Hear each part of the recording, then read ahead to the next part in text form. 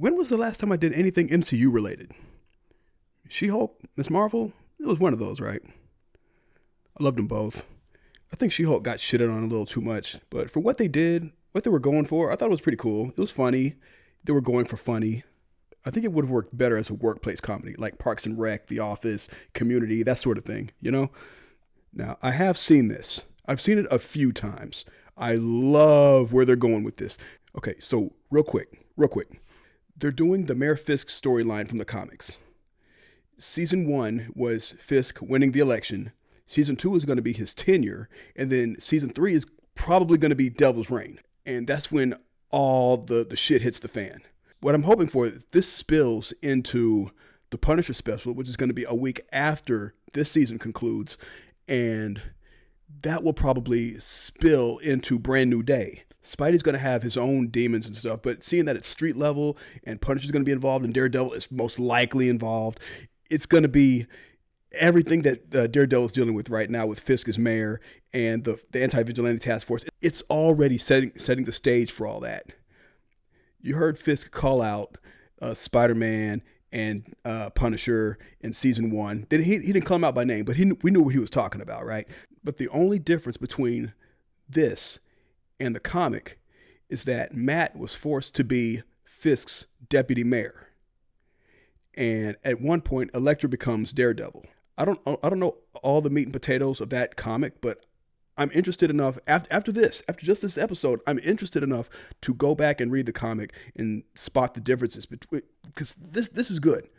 And it feels very cinematic compared to last season, which felt like a Disney Plus TV show with amped up violence and cursing. This feels like a movie. It's sick. We're going to talk about it. So we got propaganda pieces. And the AVTF is just ice, which is nuts. Which is nuts to me because this comic book kicked off like, I think it was like 2017. It was mid 2010s for sure. So we were in the middle of the first Trump administration, but the ICE stuff hadn't happened yet. That hadn't happened yet. So I don't think The Simpsons is the only property predicting shit. It's a very Captain America Winter Soldier type of start. The way Matt is dropping in on a ship, taking out bad guys, and the Northern Star is carrying military-grade weapons into a port in Red Hook, which has no jurisdiction to any type of law enforcement or customs or anything like that. So Fisk can just move stuff in. Right now he's moving in weapons, and he can just do that. And nobody's going to check him. Oh, it's beautiful. It's beautiful. The texture on his suit, I think he spray painted it. Everything about this feels like a movie, dude. The lighting, the music, it's so sharp. It's so dark but colorful at the same time. You know, it's crazy good.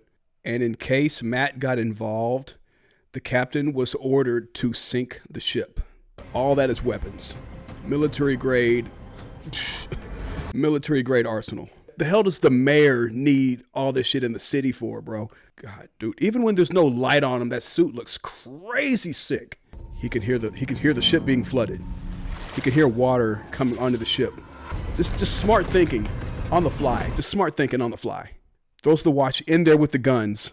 So I guess if and when they got to go looking for this stuff, he can swim down and find it. Or whoever they get to extract it. Oh, Jesus Christ. This is going to be so good. This is probably the 6th time I've watched this. And this feels like, oh my God, like the stakes are high. And it's plugging into other shit too. Punisher and Spider-Man, it's plugging into those. No doubt about it. And it speaks to the state of the country right now. You can't tell me the task force isn't ICE. That's all it is. Fisk is the current occupant. And it's so Star Warsy. It's so Star Warsy how they do this. We'll talk about it. I'll get into it. There's a scene. It doesn't scream it necessarily, but when it hit me, I was like, oh, I love this. I love this, dude. Because like I was saying earlier, in the comics, Matt goes on to be the deputy mayor. He didn't want to be. I don't think he wanted to be. Like I said, I'm going to read it. He's Fisk's deputy, but they changed it for the show because I think they want him to be in a Cassian Andor role.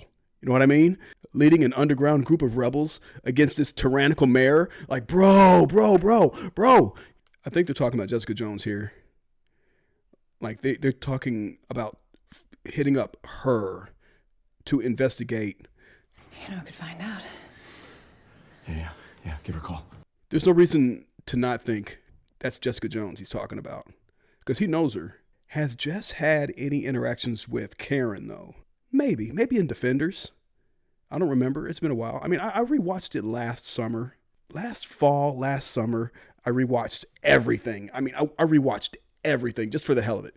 So I don't remember if Jessica Jones ever had a scene or an interaction with Karen Page at all. But if Matt is referring to Jessica Jones to the person who can find out who the weapons are for, I mean, we already know she's coming. They spoiled that a long time ago.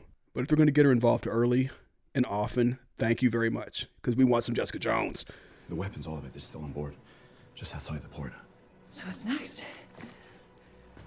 Proving it.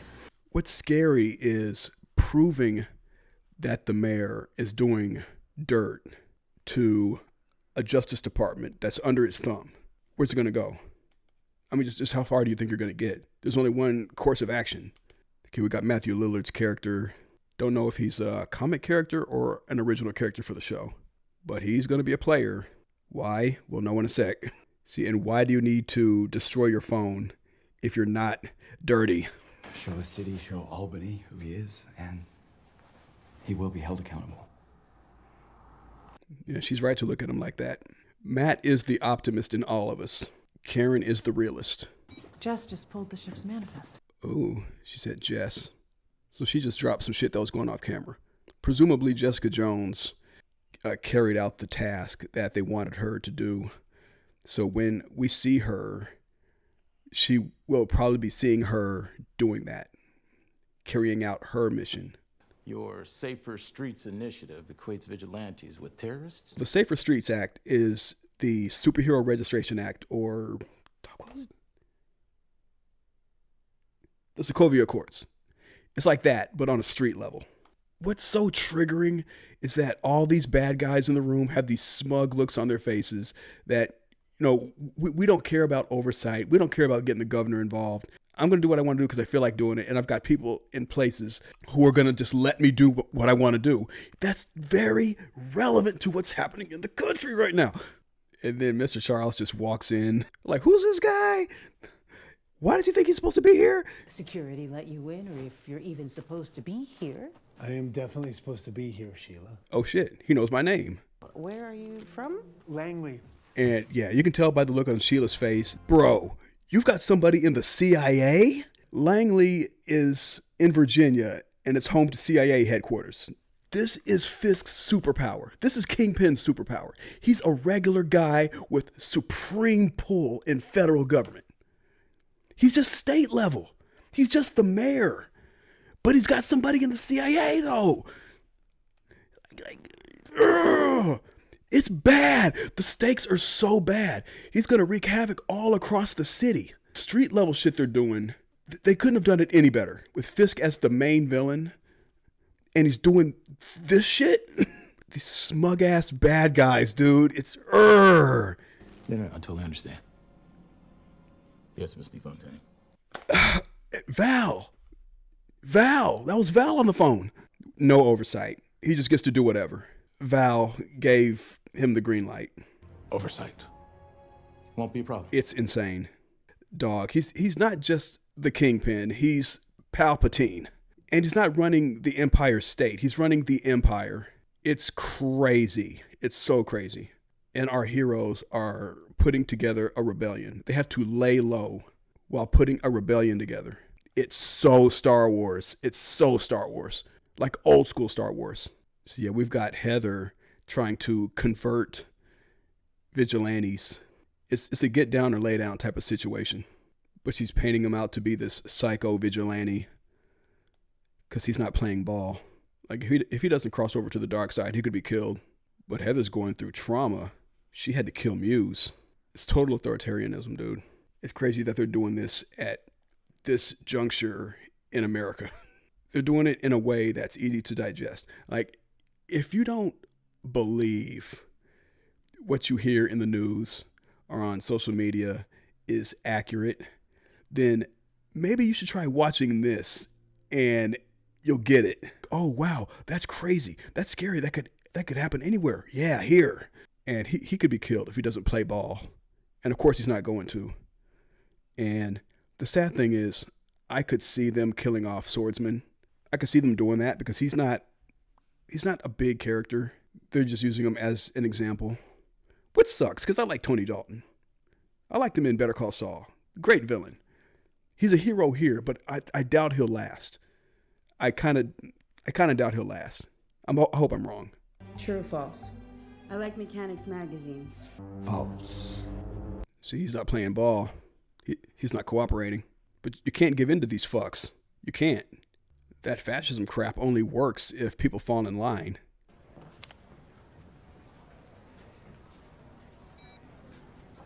Yeah, I was just on my way out. This is how Matt and Cherry communicate. They got to talk in code. So Matt is apparently Red Kitchen. He's asking him if he wants to meet, and he just confirmed. And he'll do that again in the final scene of the episode. I came because I respect you. You were one of my best, and I want to save you from an avalanche of career-ending embarrassment. He's trying to get her to cross over. This is a Fisk lawyer, and he's trying to, oh my God. I heard somebody say it the other day. I think it was in a podcast. Oh God, I don't remember where I got it. It was just today, I think. Old school fascism involved, just brute force. Now it's about courts. It's about taking over courts now. So here we've got this Fisk lawyer trying to bring others over to the dark side. And of course, she's not going to go for it. It's disgusting. She'll lose the case, for sure. God, this shit pisses me off so hard. No me menos fascistas. Exactly. Right.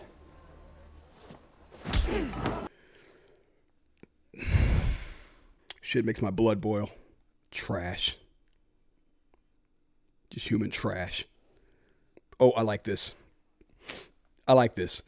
Her uncle, Ben Urich, would be so disappointed in her. But that's what got And it goes back to the original series. That's ballsy, but you gotta do it. I will remind you, I am Deputy Mayor now, Miss York. Oh, yeah. Daniel is J.D. Vance. Not because he's Fisk's right-hand man, but because he doesn't know that he's the fall guy. He's so far up Fisk's ass that when it all comes crashing down,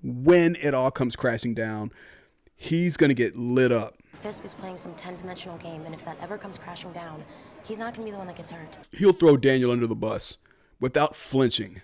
It's sad. He's such a simp for Fisk, man. He simps hard for that man. I think, we might be on the same team here. Murdoch. I think this is when the Star Wars vibes were hitting me pretty hard. We knew at the end of season 1 that Matt was going to be putting a team together. But it's more of a rebellion. The more fascist Kingpin looks, the more Matt's side looks like the rebels. It's the Rebel Alliance. And I'm for it. I'm all for it. And it's also a Disney property, so of course they're going to do that. You got to wonder if Buck even wants to do this. He's willing, but that doesn't mean he enjoys it, The people I work for are very grateful for the use of your very special port. Oh, dog, so he's aware of this. He was aware of the weapons. As Mr. Charles is about to point out, moving all of that weaponry through a metropolitan area, and dude, it's hard to do. Without anybody knowing, how are you going to get away with that? 30 tons of military ordnance across a major metropolitan area without a single fucking person knowing about it? That's not easy, man. But it is absolutely necessary. Yeah, that's what struck me. Like, bro, you want these weapons in the streets, bro? You got the CIA guy who was privy to 30 tons of arsenal coming into the city. And bro, you gotta wonder, how deep does this go, dude? Yeah, I'm curious about Lillard's character this season. I'm curious. I'm wondering if it's comic accurate. You know, your uncle used to say something. It took me a little too long to figure out what he meant, but he said the easiest people to manipulate are manipulators. Karen knew Ben at the New York Bulletin, which was supposed to be the Daily Bugle, but Disney wasn't working with Sony yet, so they couldn't use it. So the New York Bulletin is supposed to be the Daily Bugle. I'm a little worried about BB. A little. Like, something tells me she'll make it, but if Fisk ever gets a hold of her. One of these days, we should have a drink, don't you think? He's gonna shoot a shot. Does he know that she was attacked? She takes a drink and she doesn't see Muse. That's like her head is clear after she drinks, and that's gonna be a problem. And who fills out an evaluation in pencil? And what's truly funny is how she is working to rid the streets of vigilantes when she was literally saved by Daredevil. Daredevil saved her from being murdered, and now she's working in the Fisk administration or regime to get it's so funny. It's funny. Not in a it doesn't make sense type of funny, but just why. And that's the second mate from the ship. He got loose. I'm surprised they even announced themselves. Cherry knows the drill, man. They're gonna bust in anyway. Hey guys. Bink. Oh man. Yeah. He got distracted. Dag. Took like 3 shots to the head in succession. Oh, that's bad. But then Bullseye saves him. His secret is safe. That was crazy, dude. That was crazy. I didn't expect that. I mean, I didn't know what was going to happen. I knew someone had to save him, but I didn't expect it to be Bullseye. Hopefully I get this uploaded, and I'll try to keep it going all season. I'm done with South Park, so that leaves more time to work on other things, and I think this will be my main project for the next several weeks. I've also got Shinobi, but I'm not in a super big rush to finish that. Pragmata still coming soon. I still want to do that on day one. We'll see how the schedule unfolds for that. But if I can get this uploaded, then I'll keep putting out more. Like, subscribe, keep your notifications on. You know how YouTube works. I'll see y'all for the next one.